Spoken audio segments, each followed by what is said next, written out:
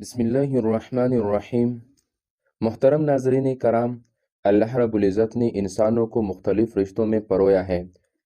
ان میں کسی کو باپ بنایا ہے تو کسی کو ماں کا درجہ دیا ہے، اور کسی کو بیٹا بنایا ہے تو کسی کو بیٹی کی نسبت عطا کی ہے۔ غرض رشتے بنانے کے بعد اللہ تبارک و تعالی نے ان کے حقوق مقرر فرمائے ہیں۔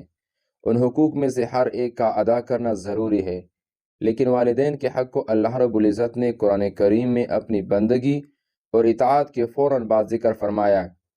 یہ اس بات کی طرف اشارہ ہے کہ رشتوں میں سب سے بڑا حق والدین کا ہے۔ اللہ تعالیٰ کا ارشاد گرامی ہے، اور تیرے رب نے حکم دیا ہے کہ اس کے سوا کسی کی عبادت مت کرو، اور اپنے ماں باپ کے ساتھ حسن سلوک سے پیش آؤ، اگر وہ تیری زندگی میں بڑھاپے کو پہنچ جائیں، چاہے ان میں ایک پہنچے یا دونوں۔ ان سے کبھی ہو بھی مت کرنا، اور نہ ان سے جھڑک کر بولنا، اور ان سے خوب ادب سے بات کرنا، اور ان کے سامنے شفقت سے انکساری کے ساتھ جھکے رہنا، اور یوں دعا کرتے رہنا، اے ہمارے پروردگار، تو ان پر رحمت فرما جیسا کہ انہوں نے بچپن میں مجھے پالا ہے۔ تمہارا رب تمہارے دل کی بات خوب جانتا ہے، اور اگر تم سعادت مند ہو تو وہ توبہ کرنے والے کی خطائیں بکثرت معاف کرنے والا ہے۔ پھر والدین میں سب سے زیادہ محنت و مشقت اور تکلیف ماں برداشت کرتی ہے۔ اللہ تعالیٰ کا ارشاد ہے، اس ماں نے تکلیفیں جھیل کر اس نے پیٹ میں رکھا، اور تکلیف برداشت کر کے اسے جنا۔ سورۃ لقمان میں اللہ تعالیٰ ارشاد فرماتے ہیں، میرا شکریہ ادا کرو اور اپنے والدین کا شکریہ ادا کرو، میری طرف لوٹ کر آنا ہے۔ حضرت ابن عمر رضی اللہ تعالی عنہما سے کسی نے پوچھا کہ میں نے خراسان سے اپنی والدہ کو اپنے کندھے پر اٹھایا اور بیت اللہ لایا، اور اسی طرح کندھے پر اٹھا کر حج کے مناسک ادا کروائے، کیا میں نے اپنی والدہ کا حق ادا کر دیا؟ تو حضرت عبداللہ بن عمر رضی اللہ تعالیٰ عنہما نے فرمایا، نہیں، ہرگز نہیں، یہ سب تو ماں کے اس ایک چکر کے برابر بھی نہیں جو اس نے تجھے پیٹ میں رکھ کر لگایا تھا۔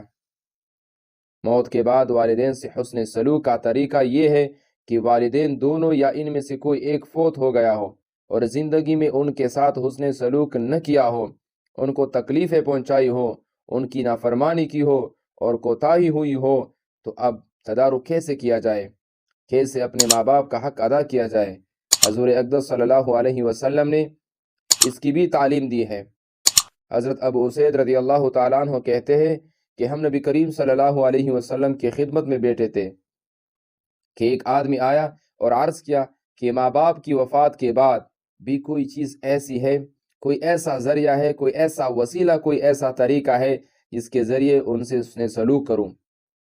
تو آپ صلی اللہ علیہ وسلم نے فرمایا، ان کے لیے رحمت کی دعا کرنا، ان کے لیے مغفرت کی دعا کرنا، ان کے بعد ان کی وصیت کو نافذ کرنا، اور صلہ رحمی کو نبھانا، ان کے رشتوں کو نبھانا جو صرف ماں باپ کے تعلق کی وجہ سے ہو، ان کے دوستوں کا اکرام کرنا، خدمت کرنا، عزت کرنا، ان کے اہل و قرابت کو اعانت کرنا، ادائے دین و امانت میں ان کا خیال کرنا۔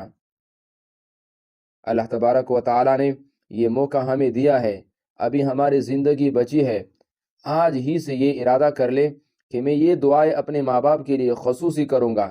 جب بھی وقت ملے، نماز کے بعد ہو یا نماز سے ہٹ کر کسی اور موقع پر بھی ہو، اپنے ماں باپ کو دعا میں ضرور یاد رکھنا۔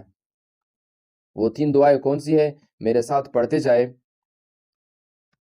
رب اغفر لی ولوالدی وللمؤمنین یوم یقوم الحساب، رب ارحمہما کما ربیانی صغیرا، اللہم انک عفو تحب العفو فاعف عنی یا غفور۔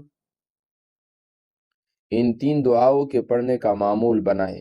جب بھی آپ کو موقع ملے، نماز کے بعد ہاتھ اٹھا کر جس طرح اپنے لیے دعا کرتے ہو، آپ کو ضرورت ہوتی ہے دعاؤں کی، اسی طرح ہمارے والدین کو بھی ہماری دعاؤں کی ضرورت ہوتی ہے۔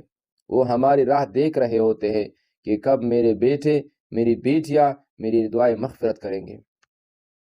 رب کریم سے دعا گو ہوں کہ جن بھائی اور بہنوں کے والدین اس دنیا میں موجود ہے ان کی اولاد کو ان کی خدمت کرنے کی توفیق عطا فرمائے، اور جن کے والدین اس دنیا سے سفر کر چکے ہیں، وفات پا چکے ہیں، اللہ تبارک و تعالیٰ ان کے والدین پر کروڑوں اربوں رحمت نازل عطا فرما دیں، آمین یا رب العالمین۔ اگر ویڈیو اچھی لگی ہو تو اپنے دوستوں کے ساتھ ضرور شیئر کیجیے تاکہ آپ کے دوست و احباب بھی ان سے فائدہ اٹھا سکے۔